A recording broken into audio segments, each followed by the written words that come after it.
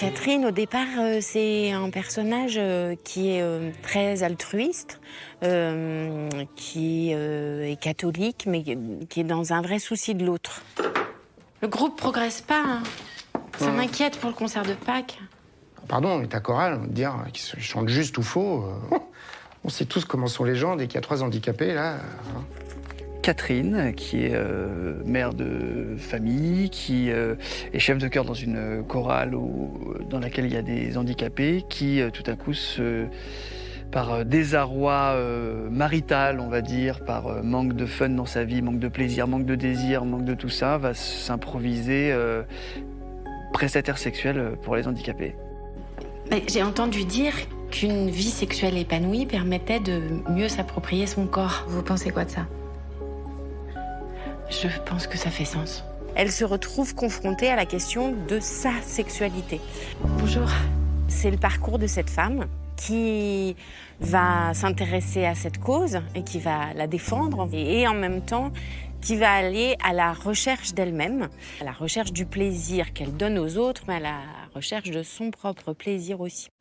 Oh, j'ai rencontré l'architecte, il est handicapé. Peut-être que tu le connais, du coup, Xav. Insinuer que tous les handicapés se connaissent, c'est de la discrimination, voire de la bêtise. Je penche plutôt pour la deuxième option. Xavier, donc, c'est le frère de Catherine. Il est donc paraplégique suite à un accident survenu quand il avait une 12aine d'années. Il y a de l'aigreur chez ce personnage et des revanches à prendre. Ouais. Il y a maman qui a oublié de faire à bouffer. Tu peux m'aider à faire marcher le four, s'il te plaît? Tu sais pas faire marcher le four? Eh ben fais-le rouler. Ou fais-toi des tartines, je m'en fous. C'est une famille, vous savez, qui fonctionne beaucoup dans des codes d'apparence. Je suis assistante sexuelle pour personnes en situation de handicap et tu vois rien depuis des semaines parce qu'il n'y a que ton club, ton golf, ton site, mais pour le reste, t'as de la merde dans les yeux. C'est pas un garçon empathique qui va se poser des questions sur, effectivement, pourquoi ce désir chez ma femme, pourquoi ce besoin chez les personnes voilà, qui souffrent de handicap X ou quoi. Puis c'est vraiment une vexation en tant qu'homme de se dire donc ma femme m'échappe pour aller coucher avec des mecs handicapés.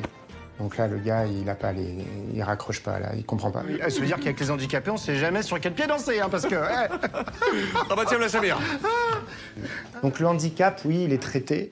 C'est paradoxalement, mais de mon point de vue, ce n'est pas le sujet central, en réalité. C'est beaucoup plus basique, humain que ça. C'est vraiment l'épanouissement des uns et des autres. Ça pose aussi la question du corps dans la société, comment on le traite aujourd'hui, bien sûr pour les handicapés, mais pour tout le monde. Ça raconte quelque chose aussi de ce que veulent défendre les auteurs.